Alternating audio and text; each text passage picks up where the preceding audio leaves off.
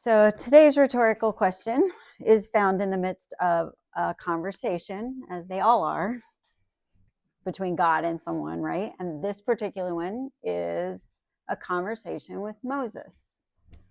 And I'm going to highlight and summarize a lot of the conversation for the sake of time, but land harder on the text where God asks his question. And you'll find, again, this question is right in the middle of the conversation, which seems to be God's pattern. So I love that you brought that up.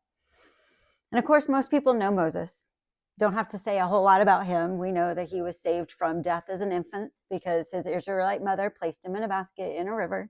And it was an Egyptian princess, the Pharaoh's daughter, that found him, adopted him, and raised him in the palace. Nutshell version, right? So as he grows older and he is in the palace, he realizes he's surrounded by Hebrew slaves in Egypt. And at some point, though we don't know exactly when precisely in the journey of his young adulthood, early childhood, whatever, Moses is definitely made aware of the fact that he's a Hebrew, right? It's obvious. He's not an Egyptian. Again, nutshell version, as a grown man, Moses goes out to visit his people in the slave yard, so to speak, as they're working. And he sees an Egyptian beating a Hebrew. And after looking around, sees nobody's watching, Moses kills the Egyptian and hides his body. The next day, he goes out and he witnesses two Hebrews that are fighting. And Moses tries to intervene, like, hey, what's going on? Let's stop this, whatever he says. And one of the Hebrew men calls out, hey, you're a murderer. I saw what you did. And never mind that he murdered the guy that was beating their own people, right? But this Hebrew turned against him.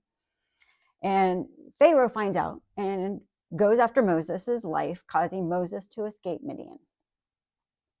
So he was around 40 years of age when he fled Egypt. Nutshell version, I know. But after 40 years pass, so 40 years he flees, another 40 years pass, and it's during that second 40 years that Moses marries and he lives his life as a shepherd in Midian. The king of Egypt, around Moses' 80 years of age, the king of Egypt dies, but Israel's bondage as slaves increase under the new Pharaoh. So it becomes worse. And at this point, the Israelites are crying out, and it says in scripture, God heard their groaning, and he remembered his covenant with Abraham, Isaac, and Jacob. And God saw the Israelites and took notice of them. So again, when Moses is about 80 years of age, God shows up and speaks to Moses through a burning bush. We could do tons of information on that, but we all have heard the story, right? So we find the beginning of this conversation of God showing up in the burning bush in Exodus chapter 3. And again, this is highlight and summarize. But God tells Moses, I've seen the suffering and oppression of my people in Egypt, and I want to deliver them and lead them to a promised land. And by the way, I'm sending you to speak on my behalf and confront Pharaoh and lead my people out of Egypt to this promised land. So it is at this point in the conversation, as Moses begins to respond to this call, that we can often, through this conversation, see our own thoughts, our own insecurities, and put ourselves in the deficits that Moses is starting to lash out with, okay? Respond with, I should say. So instead of immediately saying yes, Moses develops nearly every excuse possible to talk God out of the mission, right? So maybe 40 years as a lowly shepherd humbled Moses, and he realizes the nature of his own humanity. And maybe it knocked him off his high horse that he was once set upon in Egypt, right, as royalty. Or maybe, and I'm just putting ourselves as humans, what could be taking place here. Maybe humility turned to humiliation, making his confidence disappear, right? But it's in a place of humility or humiliation, one or the other, and we'll touch on that again in a minute, that Moses shoots back with 5 excuses to not answer God's call. And as we go through these briefly, let's see if any resonate with you in your own life, because I'm going to put them in our natural terms and also see exactly what Moses says. So the first one, God says, I want you to go and I want you to do this. And basically, the first one, right out of the gate, Moses says, I'm a nobody. I am a nobody, because Moses tells God, who am I that I should go to Pharaoh and bring the children out of Egypt? After all, 40 years ago, when he considered himself somebody of importance, the Hebrews didn't want his help. They're the ones that ratted him out, right? 40 years ago, Moses was a prince. He had power. He had authority. And now as a shepherd, he doesn't have a voice with this new Pharaoh or the Hebrews. After all, Egyptians considered shepherds, like many did, as the dust of the earth. They are the lowest of the lows. They are nobodies in life.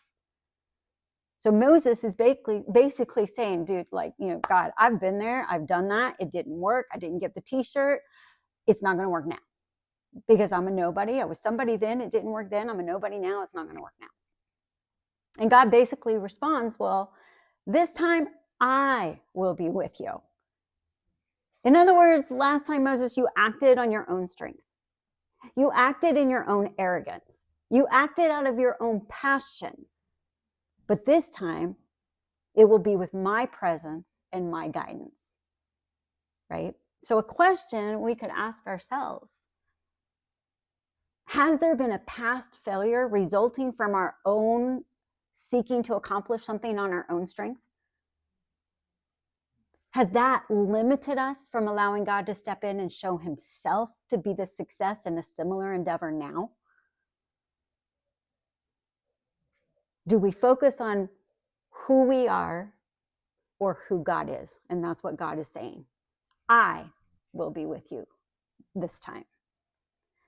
But Moses then expresses another excuse we often make, even as humans, to move forward with God's agenda. Number two, I don't know enough. Moses basically says, okay, God, let's say I show up there. Let's say I go tell the people of Israel that their God, he says, their God has sent me. And they ask your name. What do I tell them? In other words, I don't know who you really are. And you want me to go tell them that you sent me? They're not going to believe me. Moses realized that throughout the history of the people of Israel, God often revealed himself with a new title. He would often reveal himself as someone new, a new characteristic of himself with every major encounter for the Israelites, right? So previous to this encounter, God disclosed himself as God Most High, everlasting God, the God who sees. Over and over again, he shows up with a new title. The Israelites, Moses is thinking, the Israelites are going to call me out if I don't know who you are revealing yourself to be in this moment. And that's interesting because God answers him by saying, I am who I am. Tell them I am sent you. Now, scholars say what's interesting about God's choosing this name over all the others, or rather than revealing something new, he referenced himself in a way that would be familiar to the Hebrews, right? I am who I am is connected to the name Yahweh. Yahweh would not have been a new name to the Israelite slaves, but one that reminded them of their fathers, of their heritage.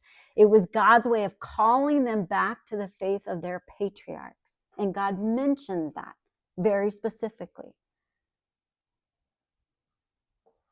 So question, do we discount what we already know by focusing on what we yet don't understand, haven't yet learned? Does that limit our willingness to answer a call of God? Because we say, I don't know the answers. I'm not sure what I will say. When God's saying, you already know what I need you to know, go with that information. So when the Israelites hear Moses speak this name and follow it with further instruction, God promises that they're going to listen to the voice and commands of your presence as one who has met with God. They're going to know I sent you. And as a result, God tells Moses, They will know you were sent by me, and they will follow you. Their leaders will follow you to confront Pharaoh.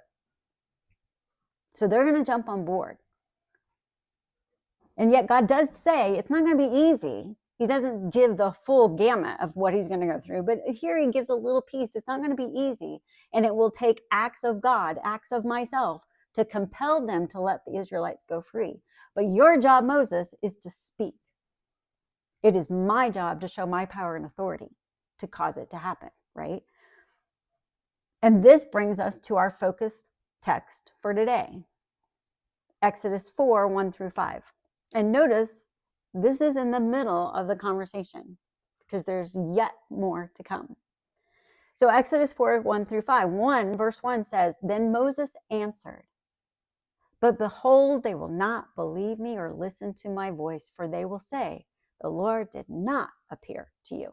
God already said they're going to listen to your voice. Moses has said, no, they're not going to believe me. He didn't appear to you. In other words, number 3, I am doubtful and afraid. In other words, I don't believe you, God.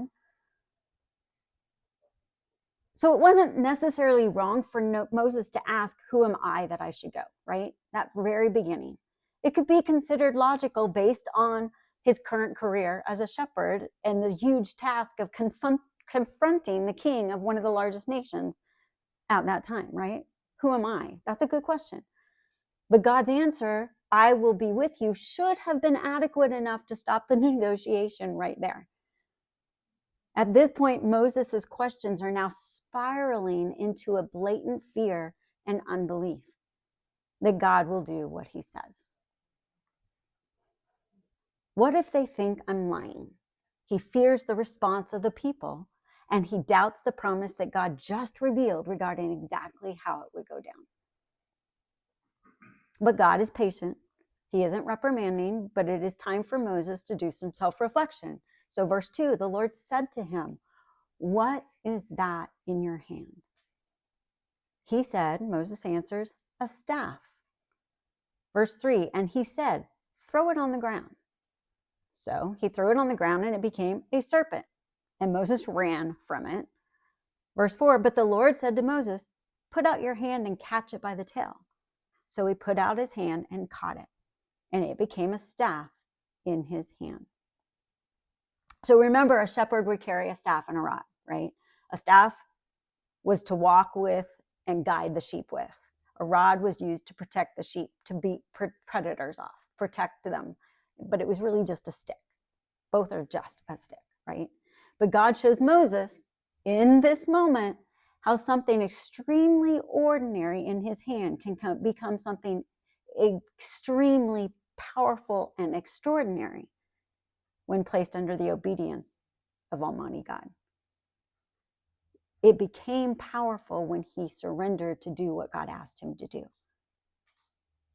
In the presence of God, when obedient to his will, Moses experiences this awe-inspiring transformation of the staff, right?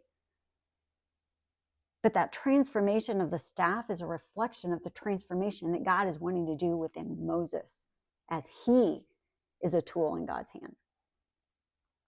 And when God asked Moses, what is in your hand? The answer is deeper than just a stick. It was merely a tool for Moses for 40 years.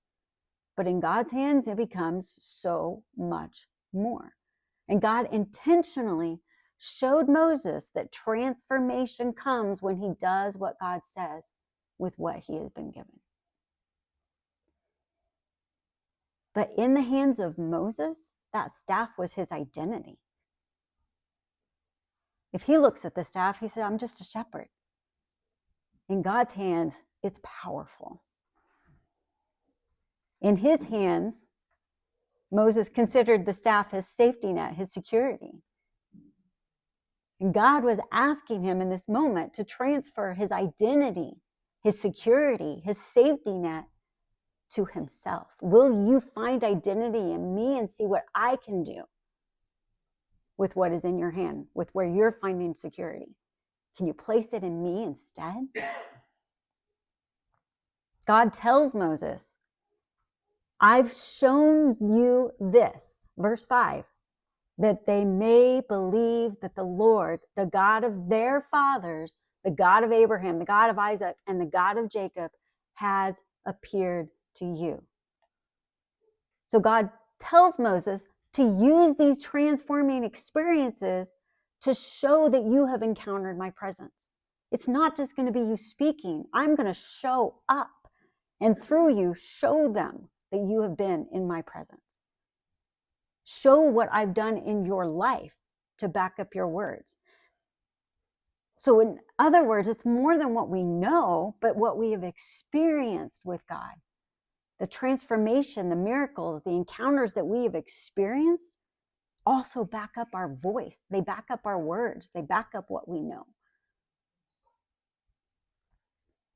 We will come back to this question in a moment. But first, let's finish the conversation. God does another miraculous transformation with Moses, his hand causing it to become leprous and then healing it, all based on his obedience to do what God has asked him to do with his hand, right? This was to give more signs for Moses to display for the Israelites to believe him. But even with all that, Moses comes up with another excuse. After this mind-boggling transformation of seeing this staff turn to a serpent and then back, Moses basically says, number 4, I don't have the right skills. Moses says, I'm not eloquent. I don't talk well. I lack the natural qualifications to be a spokesperson. I'm not good enough. I'm not talented enough. I've been talking to sheep for 40 years. I'm going to be bad at this. Sorry, but that's kind of where he's coming from. He has not had normal communication leadership skills for 40 years. He basically is saying, I am not the right guy. And according to Egyptian records, eloquence was of extreme importance. It displayed power and authority, and Moses would have known that, having came from 40 years of living within the Egyptian rule, within their culture. But what is interesting about this is that if you look forward to Acts 7:22, we read that Stephen is standing before the Sanhedrin, and he's giving this full historical account of the Jews, right? Stephen addresses Moses. He basically says that Moses was educated in all the ways of Egypt and was powerful in speech and action.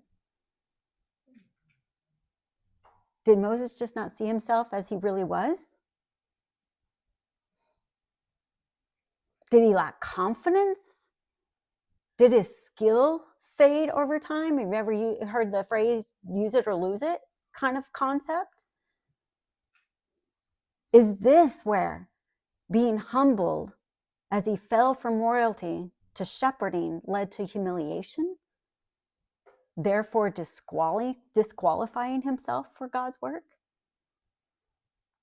Was he comparing where he was to where he is now? I think we need to know and understand the difference between being humble before God and being humiliated. Because God does not humiliate or degrade. That's our own doing.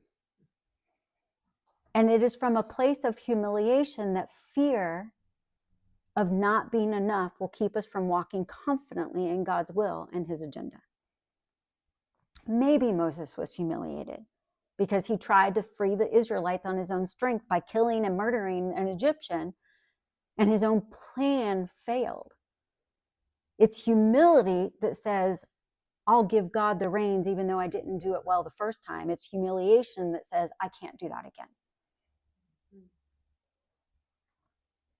The bottom line is that Moses was focusing on his weakness as seen by himself rather than the strength that God inserts into said weakness. Most of us have read Paul's writings where he talks about his own weaknesses. And Paul says, God tells him, my grace is sufficient. My power, God's power is made perfect in our human weaknesses. When we're relying on our strengths, where's God's power needed? But if we're noticing and relying and walking in our weaknesses, that's where God's power becomes evident. So God responds to Moses' inadequacies by asking another question. Exodus 4:11. Then the Lord said to him, who has made man's mouth? Who makes him mute or deaf or seeing or blind? Is it not I, the Lord? Now therefore go, and I will be your mouth and teach you what you shall speak. So God basically asked, are you saying I make mistakes? Are you saying that I didn't do it well enough? God's actually saying, I have made you perfect for the job. And God is mighty enough to speak through the mute, the deaf, the blind. And in reality, our perceived inadequacies are not the issue. Our heart is. Because in the end, when Moses exhausted all of his excuses, Moses revealed the reality of his heart. Number 5, he basically said, I do not want to do it. Moses essentially begs God, send someone else. I do not want to go. Up until now, God has been patient, even accommodating.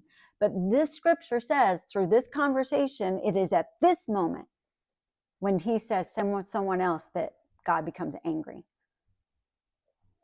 His excuses before, his doubt, his fears didn't anger God. His insecurities didn't anger God. It was his flat out refusal to listen and obey. Moses may have started the conversation by saying no. It went from not being humble, maybe being humiliated, to being blatantly disobedient. Was it because the task was too difficult? Did he lack the humility to care? Well, let's make this personal. Could it be that behind our excuses lies an unspoken unwillingness to do what God has asked? And we're using a smokescreen? Just like we talked about at the beginning. Amy mentioned this, alluded to it. Maybe our excuses are layers that need to be peeled back through the questions that God is asking in order to reveal the bedrock of the issue, the heart of the matter. The bottom line is that God is not interested in our abilities. He's interested in our availability. More often than not, what God is asking us or calling us to do involves what he has already placed in our hands. Will you be available with what I've given you? And not only tools, but our experiences, which is one of the reasons God transformed the staff to a snake and back again. One of the reasons he had his hand turn leprosy and then healed it again. His experiences. That shepherd staff represented 40 years of exploring the very terrain that Moses would lead the Israelites through as they went from slavery to the promised land. That 40 years, that staff represents 40 years of knowledge of that terrain. His experience mattered. And by the way, a calling or an assignment of God is not always about this extravagant lifelong endeavor. We could easily apply this to a daily encounter or a moment encounter of one day of our life. When you feel that nudge of God saying, will you do this for this person, this stranger, this whatever? Will you do this? And all these excuses, I'm afraid, I don't know how to talk to people I don't know. All these things go through our mind. I shouldn't be the one. Somebody else will do it. In a moment, we can go through all of this, not just a lifetime call. So all of this applies to every circumstance because God doesn't just call big things. He has little moments every day he's asking us to be obedient to. We wake up each day and ask, God, what have you placed in my hands today? A stick. Is there someone that you need to protect, that God's desiring you to protect? Is it a wrench? Is there someone God desires you to serve tangibly? Is it a pen? Maybe you've been gifted with words. Is it someone who needs a handwritten letter that says, I see you, I value you, encourage them? Maybe it's a little extra cash. Is there a family in turmoil that needs a meal or a little helping hand? A computer? Is there someone who needs help with a resume? I could go on and on and on. But it's not just about what has been placed in your hand as far as a tool. It's what experiences have you been given, that you have encountered, that you have to offer other people. And so often we are just like Moses. I don't have much to offer. Let's be spiritual. Neither did the little boy with 5 loaves of bread and 2 fish when 20 to 30,000 people needed fed. I'm not a warrior. I'm not a fighter. Neither was David when he picked up a slingshot and stone to defeat a giant. I'm not a leader. Well, neither was Moses when God asked, what is in your hand? But did you know it was him leading and guiding sheep that prepared him to lead and guide the Israelites, who we know we're not much better than sheep, or compared to sheep? It was his experience. It didn't look like leadership, but it transferred to what God needed him to be as he stepped into that calling. But the point is, it isn't so much always about what is in your hand, but rather the importance of the factor of who you surrender it to. As we know, Moses eventually said yes to God, right? We know Moses said yes. And according to Exodus 4:20, when he did so and he acted in obedience, this measly stick that he carried around for 40 years transformed to be called the staff of God. It was no longer a staff of Moses. It was the staff or rod of God. And as a result of Moses surrendering this tool into the hands of God, it was used to display miraculous acts before Pharaoh. It was used to initiate plagues of punishment upon the Egyptians. It was used to part the Red Sea so that slaves could walk toward freedom. And I don't know why I'm getting emotional. Maybe because this question hits really hard and my excuses are big. But when I see that with his staff becoming God's, Moses struck a rock and water flowed to quench the thirst of all the Israelites traveling. His stick was used to claim victory during a battle over the Amalekites as Moses raised it in the air toward God. This stick represented so much more than a piece of wood. It was God's power, and it only became God's power when it was surrendered into his hands. When the excuses faded away, that I'm not good enough, I'm a nobody, I don't know enough, send somebody else. It's only getting past all of that that God can become powerful in our lives. What has God placed in your hand? What tool? What talent? What passion? That is a gift from God. What encounters? Are we willing to be available for God to use it or use you? Or are there excuses that stand in the way of being fully surrendered and available to God? Let's layer the questions. What are you afraid of? Is there doubt? Let's go back to who told you you wouldn't be enough for this job?